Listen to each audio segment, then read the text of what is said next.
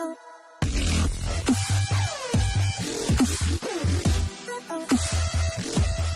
what's up, you sexy beasts? This is Machineheart, Tristan here, bringing you ghostly advice, a weekly advice series that I do. So I'm going to get right into the very first email. Hey Tristan, sorry for this being long, but could you help me out? It would mean a lot. I'm a girl and I've been with this guy for a few months. I really don't know, but because he's... I really don't like him because he's way too clingy. He says that he loves me and he doesn't know what he would do without me. I'm really unhappy being with him and I like someone else. How should I break up with him? Also a different guy, and I used to be friends with benefits type thing. We never really went that far. And basically this guy is pretty crazy. Here's what I would suggest. I don't know if you've broken up with him already. This was sent a little bit over a month ago.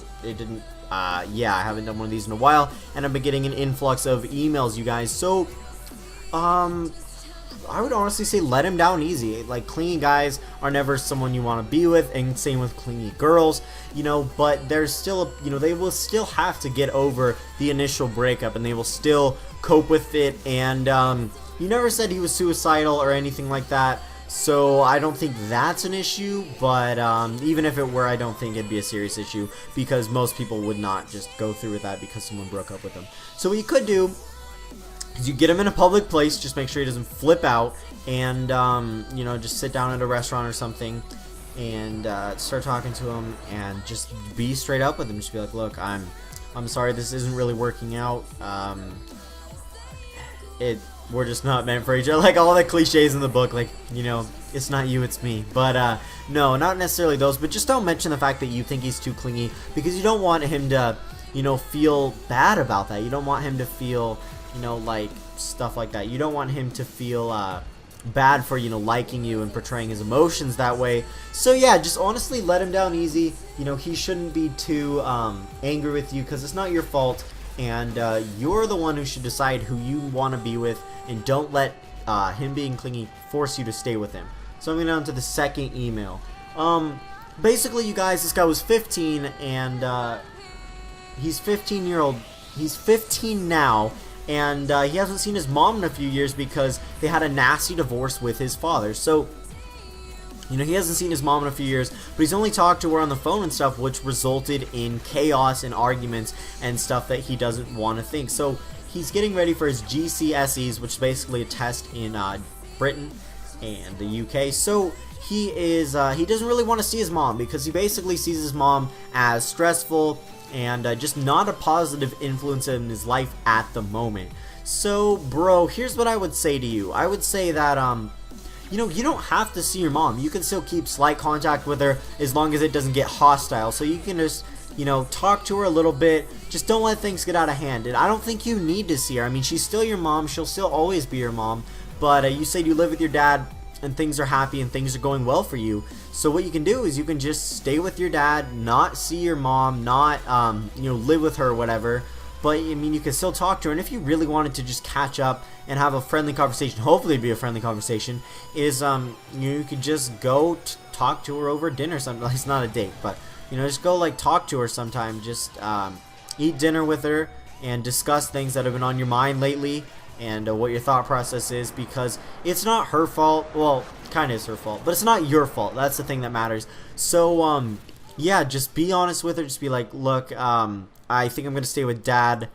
Things have been pretty stressful lately. But you don't be like, you know, you're crazy, mom, and I don't want to talk to you anymore, and you're bad. And no, yeah, just be straight up. Just be honest, and just be like, you know, I don't think that I think I should just stay with my dad right now. I think that's the best option for me. So she should understand that. I know you guys have fought a lot, but just have one last, you know, really in-depth conversation with her. Hopefully not ending an argument. Just try not to argue with her. And I'm sorry to hear about that, man. Good luck on that. Moving on to the last email for today, guys. My friend asked me out, and she's 16 and I'm 18. I told her to wait and let me make sure I will not get arrested for dating her, even though I knew her since we were kids. And would that be okay? Also, I've liked her for years now.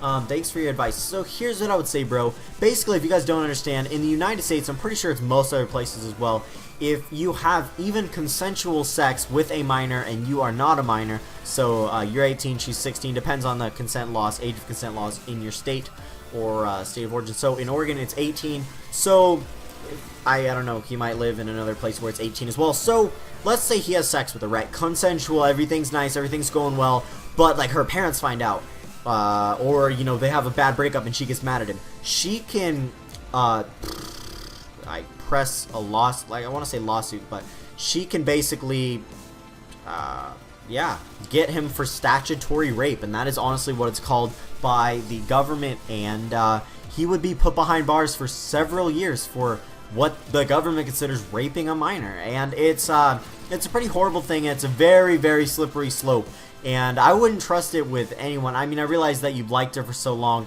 and I think the best advice would be just to wait. I mean, you can get her parents' consent or whatever, but you can get her consent, but that's blackmail, bro. If she ever has a problem with you, she can easily just whip that out of her pocket, like, oh, you know, well, you had sex with me, so we can get you for statutory rape. And it's just not a good thing. So if you want to have a good peace of mind, then just avoid dating her all in all. You can just, you know, date girls your age, a little bit older, and just wait till she's 18. If you want to try a relationship, then go right ahead. But a lot can happen in 2 years, and it's just not safe, is what I'm saying. I wouldn't risk your life and your, you know, going to prison for that if she decides to change her mind. So I really hope you guys enjoyed this episode of Ghostly Advice. My email's in the description below. Check out my new music video on my music channel. It's fantastic. I played the beat in this video. Have a great day, and remember the fact that I love you.